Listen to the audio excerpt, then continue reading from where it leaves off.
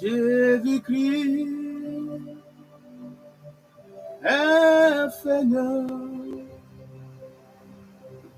Il est sorti du tombeau. Il est Seigneur. Tout genou fléchira, toute langue confessera que Jésus est Seigneur. Jésus-Christ est Seigneur. Il est sorti du tombeau, il est Seigneur. Tout genou confessera que Jésus est Seigneur. Avant que nous t'élevons au-dessus de tout, tu es Seigneur et tu resteras le Seigneur de toute la terre. Nous confions ce moment précieux entre tes mains. Éternel des armées, descends et enseigne-nous, descends par ton esprit et communique-nous les mystères du royaume.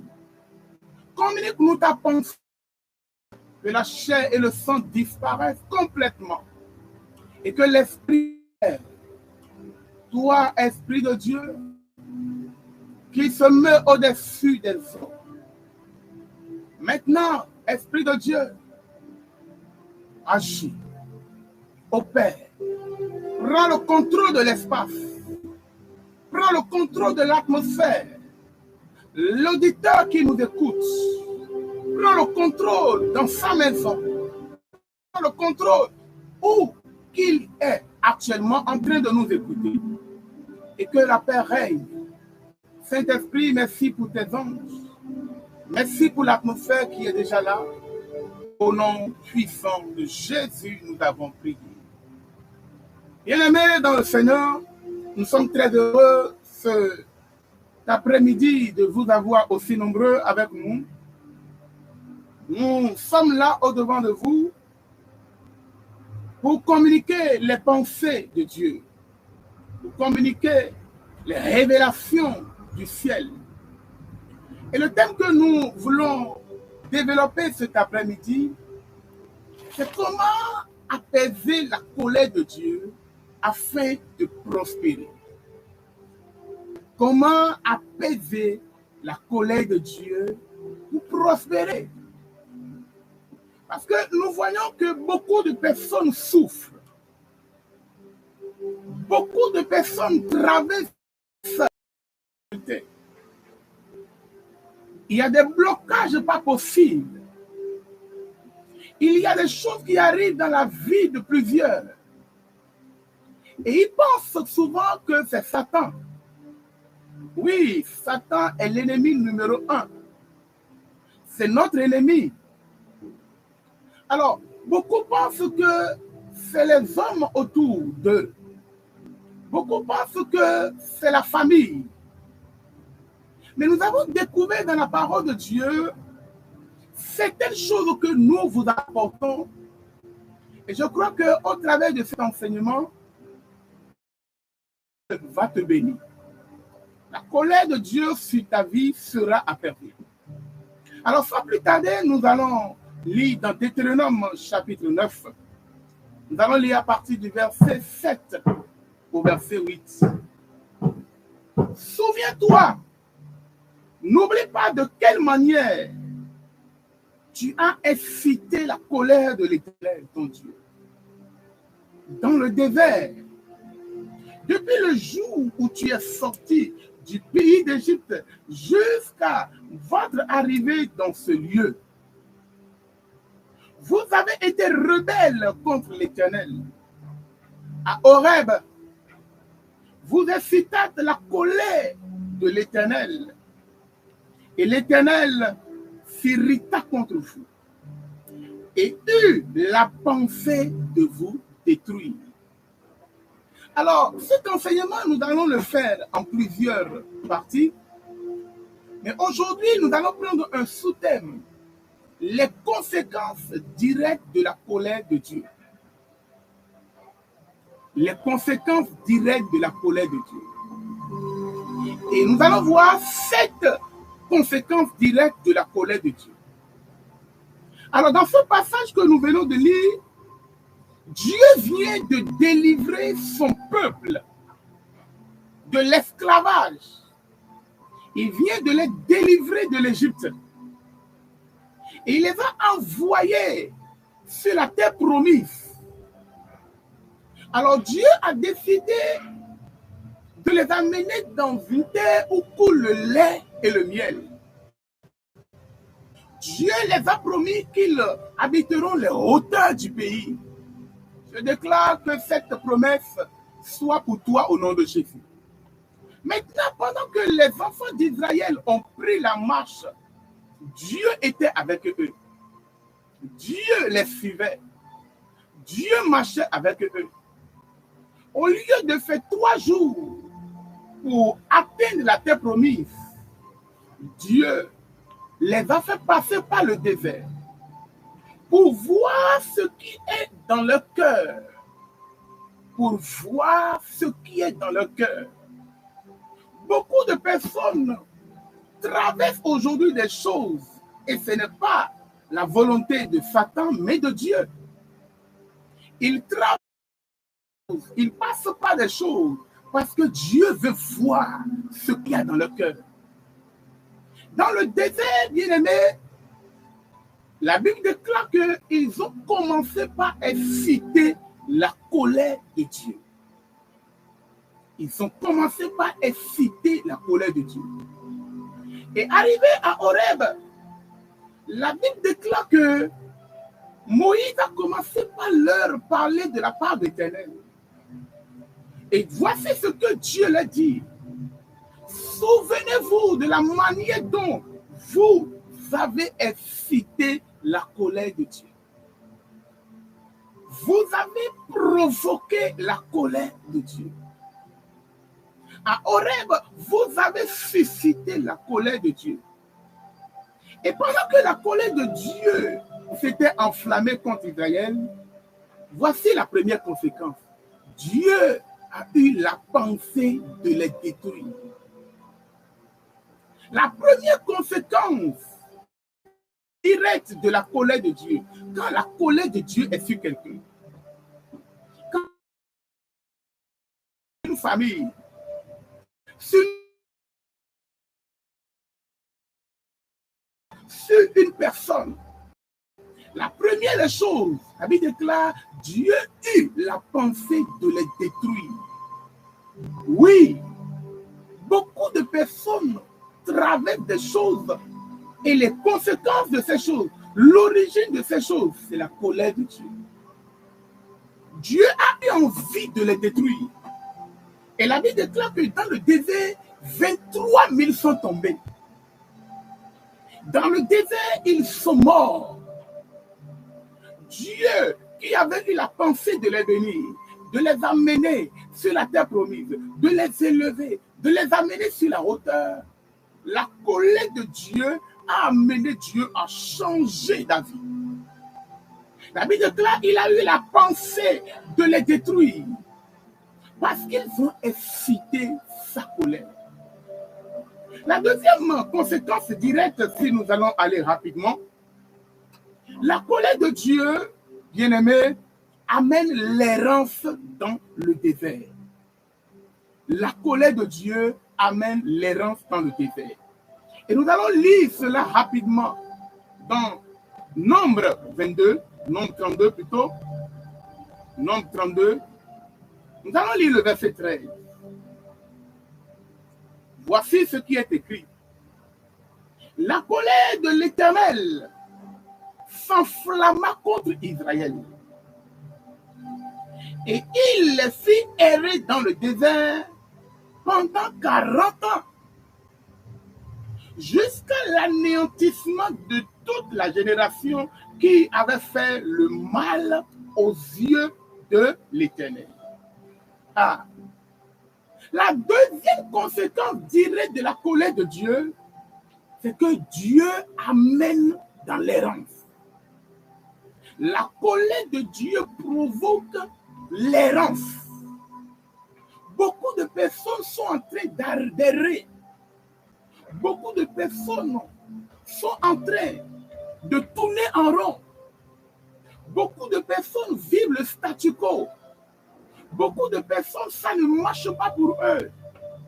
Mais au lieu de rentrer en eux-mêmes pour savoir, pour chercher à comprendre, est-ce que la colère de Dieu n'est pas sur moi? Ils pensent à autre chose. Ils prient, ils jeûnent, sans pouvoir détecter que la colère de Dieu est sur eux. Voilà, bien-aimés, la colère de l'Éternel a amené à tout le peuple d'Israël l'errance dans le désert. Écoutez, là où ils doivent passer 3 heures, 3 jours, 1 semaine pour atteindre, ils ont passé 40 ans à errer dans le désert. Et n'oubliez pas, la parole déclare qu'ils ont erré dans le désert jusqu'à l'anéantissement total de toute cette génération.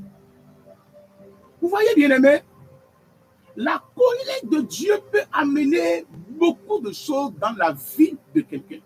Mais je suis en train de déclarer, par la miséricorde et par la grâce de Dieu, toi qui me suis actuellement, si la colère de Dieu est sur toi, et c'est à cause de cette colère de Dieu sur toi, tout ce que tu fais ne marche pas. Tout est détruit dans tes mains. Tu vis l'errance. Tu traverses des situations. Je prie, et ma prière est que, au bout de cet enseignement, que la colère de Dieu s'apaise envers toi, au nom puissant de Jésus. Si nous rentrons également dans Exode 32, Exode 32, nous allons lire à partir du verset 1er jusqu'au verset 11.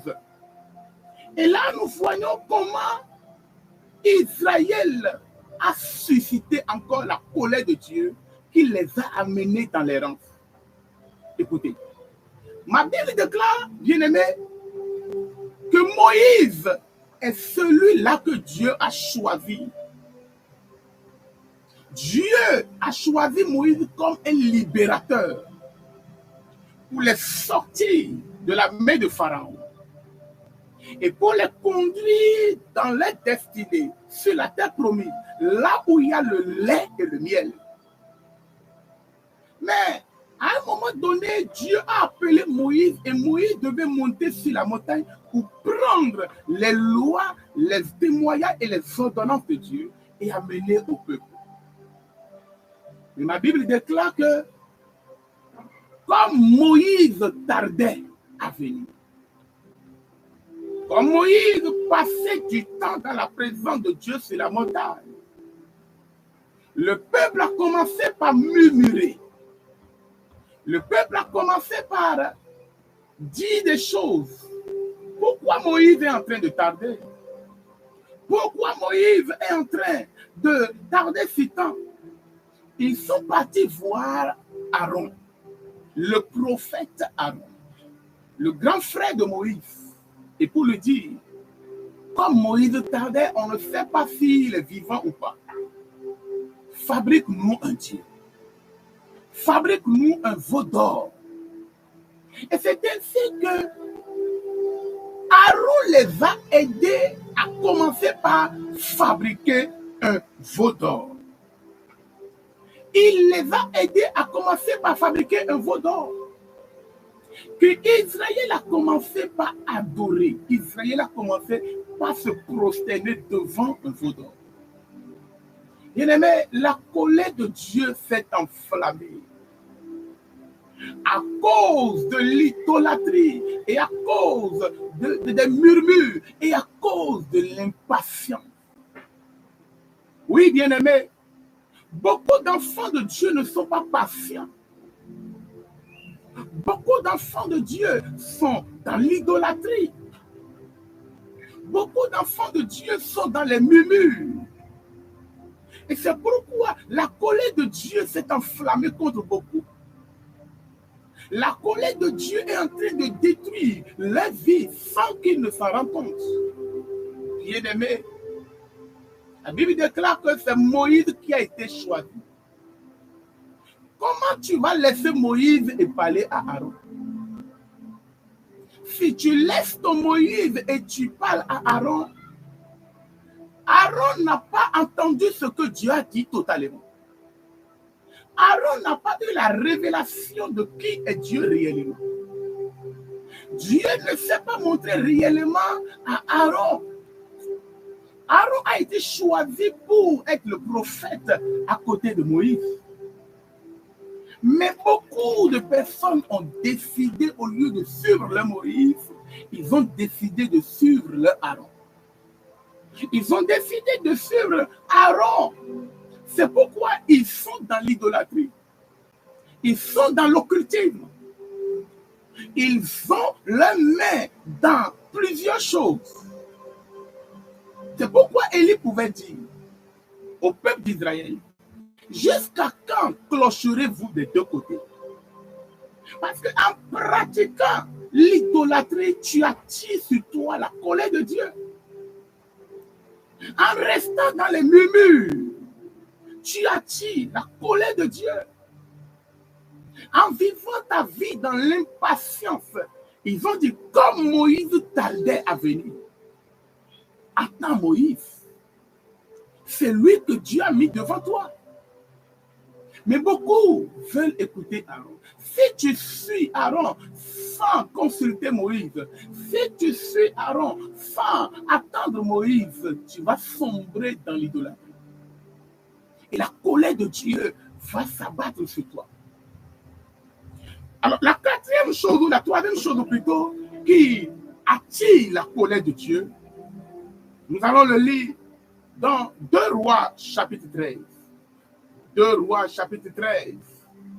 Nous allons lire le verset 3. 2 Rois chapitre 13 à partir du verset 3. La colère de l'Éternel s'enflamma contre Israël et il les livra entre les mains de Hazaël, roi de Syrie, et entre les mains de Ben-Hadad, fils de Hazaël, tout le temps que ces rois vécurent. Alléluia. La troisième conséquence directe de la colère de Dieu, c'est que Dieu te livre à ton ennemi. Dieu te livre au bourreau. Dieu te livre à ce qui peut te détruire. Ça peut être la maladie. Ça peut être des malheurs. Ça peut être un enfant de ta famille. Ça peut être un malfaiteur, un tyran. Dieu est capable de te livrer entre les mains de ton ennemi. Pourquoi, bien-aimé? La Bible déclare que Israël a fait ce qui est mal aux yeux de l'Éternel. Alléluia. Ils ont mis la colère de Dieu là où ça ne doit pas. Ils ont incité la colère de Dieu. Et qu'est-ce que Dieu a fait? Dieu les a livrés entre les mains des rois puissants. Dieu les a livrés entre les mains des Syriens. Écoutez, c'est son peuple. C'est son peuple. C'est lui-même qui les a délivrés. C'est lui-même qui les a libérés. C'est lui-même qui les a arrachés de la captivité de Pharaon. Mais quand le peuple-là a commencé par pécher contre l'Éternel, quand le peuple-là a commencé par murmurer, vivre dans des choses qu'il ne doit pas vivre dans ces choses, la Bible déclare que Dieu même les a livrés entre les mains de leurs ennemis. Et la Bible déclare, tout le temps où ces deux rois vécurent, Israël était esclave. Israël était assujetti. Israël était dominé. Israël était comme un victime dans la main de ces rois qui malmenaient Israël. Bien-aimé, la troisième conséquence directe de la colère de Dieu, Dieu est capable de te livrer à ce qui peut te détruire, à ce qui peut te faire du mal. Beaucoup de personnes traversent des choses, mais ils ne savent pas ce que la colère de Dieu sur leur vie peut causer. Ce qui t'arrive, bien-aimé, vient d'où? Tu dois avoir le discernement de savoir ce qui m'arrive, quelle est l'origine, la source de ce que je traverse. Est-ce Satan? Est-ce Dieu même? Ou quoi? Ça vient d'où? N'oubliez pas, bien-aimé, que quand on parle même de malédiction, Dieu est la première personne qui a prononcé la malédiction dans la Bible. Il est la première personne. Quand Adam et Ève ont péché, il a prononcé des sentences. Il a déclaré des paroles. Et sur Adam, et sur Ève, et sur le serpent. Et nous voyons jusqu'à aujourd'hui le résultat de ce que Dieu a dit. Dieu a livré son peuple entre les mains d'un roi puissant. Bien-aimé, la colère de Dieu peut détruire. Alors nous allons aller rapidement dans la quatrième chose. La quatrième conséquence directe de la colère de Dieu. Et nous sommes dans Ésaïe chapitre 51. Ésaïe 51. Nous lisons les versets 20. Ésaïe 51, nous lisons les versets 20. Tes fils, en défaillance, gisaient dans tous les coins de la rue, comme le cerf dans un filet, chargé de la colère de l'Éternel, des menaces de ton Dieu. C'est pourquoi, écoute ceci, malheureuse, Yves. Bien-aimé, la quatrième chose que la colère de Dieu peut engendrer, c'est la défaillance et la souffrance. La colère de Dieu peut engendrer la défaillance. Et quand nous parlons de la défaillance, c'est ce qui amène un homme à tomber devant ou dans un combat. La défaillance, c'est que ça, tu manques de force, tu manques de puissance. Devant ton ennemi, tu es à terre. Alors que Dieu t'a accordé la promesse que tu remporteras la victoire. À cause de la colère de Dieu devant ton ennemi, tu tomberas. Beaucoup de personnes chaque jour tombent là où ils ne doivent pas tomber. Et quand ils sont tombés, ils disent, mon ennemi ne se réjouit pas de moi. Si je suis tombé, le Seigneur me relèvera.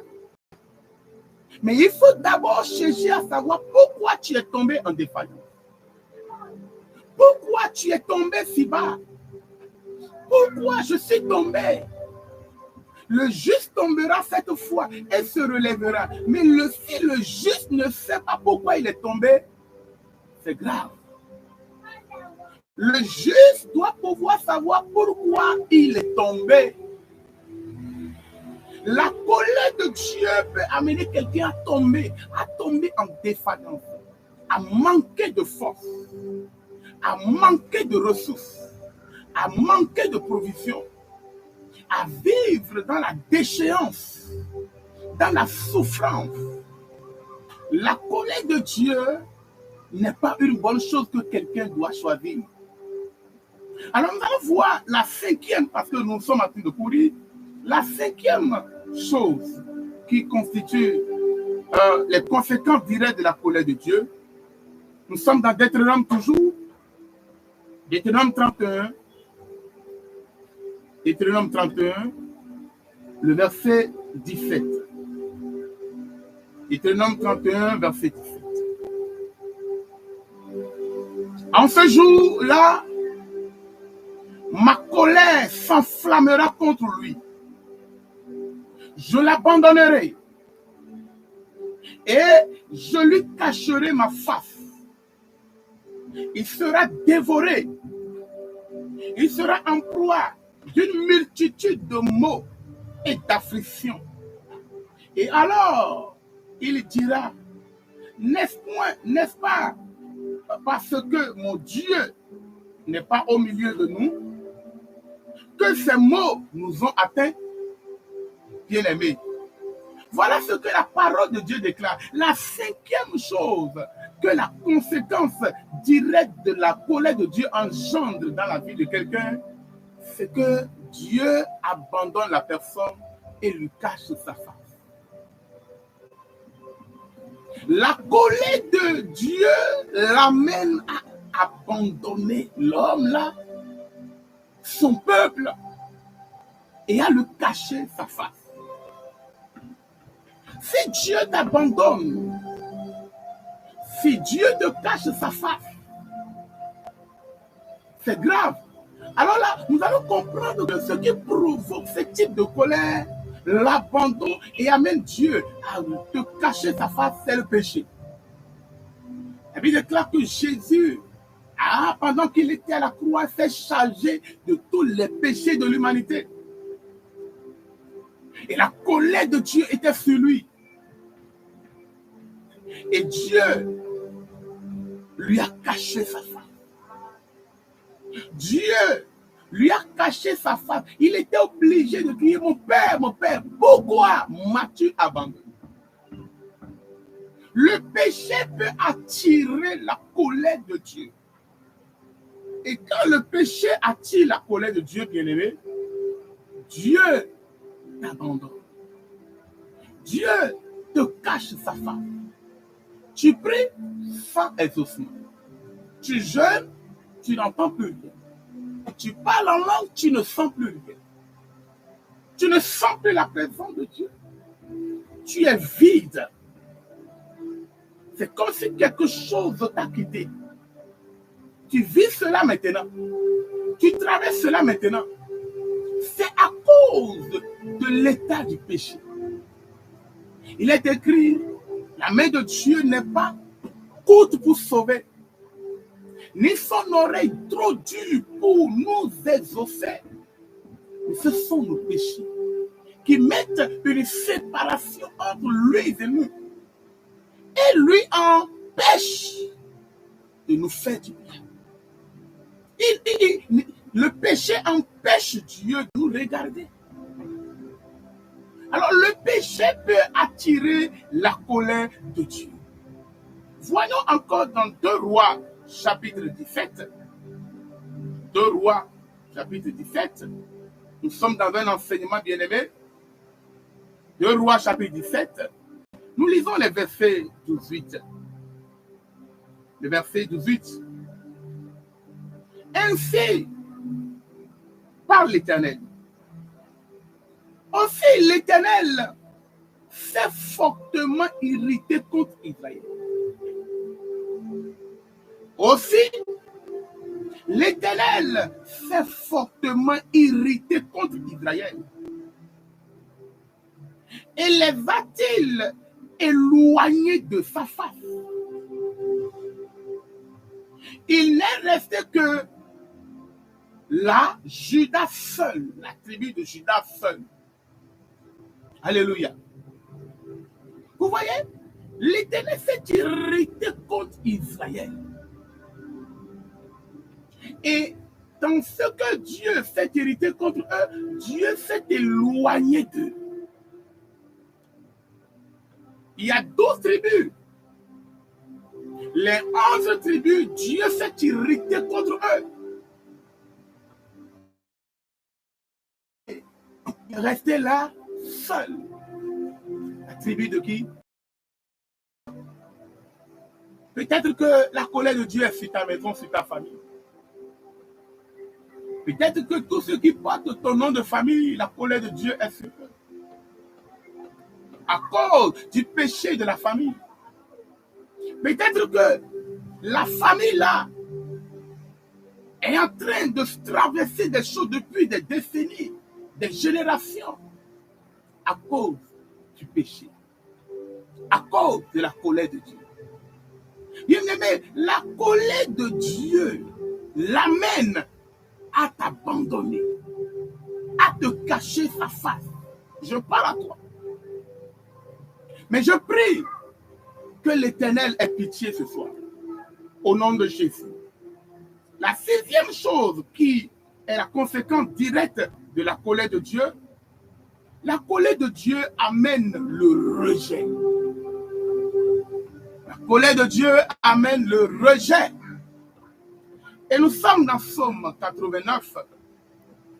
Psaume 89. Nous lisons le verset 38. Psaume 89, verset 38. Voici ce qui est écrit. Et pourtant, tu as rejeté. Suis-moi bien. Et pourtant, tu as rejeté. Tu as repoussé. Tu t'es irrité contre ton oint. Tu as dédaigné l'alliance avec ton serviteur. Tu as abattu, profané sa couronne. Vous voyez, bien-aimé, la colère de Dieu peut amener le rejet. Beaucoup de personnes sont sur la terre, mais ils sont dans le système de rejet de Dieu. Ils sont rejetés. Alléluia. Ils sont rejetés. Ce passage nous enseigne que Dieu, dans sa colère, il a rejeté Israël. Il a repoussé. Dieu, pour une fois, n'a pas respecté l'alliance. Dieu a décidé même la couronne que représente Israël pour toutes les nations de la terre. Dieu a décidé de profaner cette couronne. Tout simplement parce que le peuple d'Israël a irrité Dieu. Et vous connaissez l'histoire de Saül. Comment le prophète Samuel a commencé par pleurer sur lui. Et qu'est-ce que Dieu a dit? Ne pleure pas pour lui. Parce que je l'ai déjà rejeté. Et quand Dieu rejette quelqu'un, Dieu donne sa place à quelqu'un d'autre. Je prie, personne ne prendra ta place au nom de Jésus. Personne ne prendra ta couronne aussi au nom de Jésus. Saül a été rejeté. Il a été rejeté. Mais toi, tu ne seras pas rejeté. Dis-moi un bon amen. Tu ne seras pas rejeté. Il a été rejeté tout simplement parce que la colère de Dieu est sûre. La colère de Dieu, bien-aimé, amène le rejet. La colère de Dieu amène Dieu à s'éloigner de sa face. Nous lisons encore dans Lamentation, Lamentation chapitre 2. Lamentation chapitre 2. Nous lisons les versets 6 au verset 7. Il a dévasté sa tente comme un jardin. Il a détruit le lieu de son assemblée. L'Éternel a fait oublier en Sion les fêtes et les sabbats. Et dans sa violente colère, il a rejeté le roi et le sacrificateur. Le Seigneur a dédaigné son autel, repoussé son sanctuaire. Il a livré entre les mains de l'ennemi les murs des palais de Sion. Des cris ont retenti dans les maisons de l'Éternel comme au jour des fêtes. Comme au jour des fêtes. Bien-aimés, dans ce passage, Dieu nous enseigne, Dieu nous montre que quand sa colère est enflammé. Même personne n'est là pour éteindre la colère de Dieu. Il s'est irrité contre le sacrificateur. Il s'est irrité contre son ouai. Et qu'est-ce qu'il a fait? Il a rejeté. Il a tout rejeté. Il a rejeté leurs fêtes. Il a rejeté leur sabbat. Il a rejeté leurs holocaustes. Il a rejeté leurs autels. Il a rejeté tout ce que Israël faisait. Quand la colère de Dieu est sur toi, tout ce que tu fais ne sera pas accepté ni agréé. Et si Dieu n'accepte pas ce que toi tu lui offres, ce que tu fais, si Dieu n'accepte pas ton service, comment pourra-t-il te bénir? Quand Dieu te rejette, il n'y a plus de bénédiction. Quand tu es rejeté, tu n'as plus de bénédiction. Parce que tout ce que tu fais devient maintenant une abomination aux yeux de l'Éternel. Oh, je prie que la colère de Dieu s'apaise envers quelqu'un. Que la colère de Dieu s'apaise envers toi au nom de Jésus. Et la septième chose que nous allons voir ce soir, nous allons aller dans Psaume 77, verset 9. Psaume 77, le verset 9. Qu'est-ce que la parole de Dieu nous dit là? Dieu a-t-il oublié d'avoir compassion? A-t-il, dans sa colère, retiré sa miséricorde? La septième chose que la colère de Dieu engendre dans la vie de quelqu'un, Dieu retire sa grâce. Il retire sa miséricorde. Il retire, et je ne veux pas que tu viennes à cet extrême, que nous venons, que le peuple de Dieu arrive à cet extrême où Dieu lui retire sa grâce, où Dieu lui retire sa miséricorde. La Bible déclare que Dieu a retiré sa miséricorde, sa compassion. Pourquoi? Parce que Dieu était en colère contre Israël. Voilà, bien-aimés, les 7 conséquences directes de la colère de Dieu. Et quand nous voyons toutes ces choses, bien-aimés,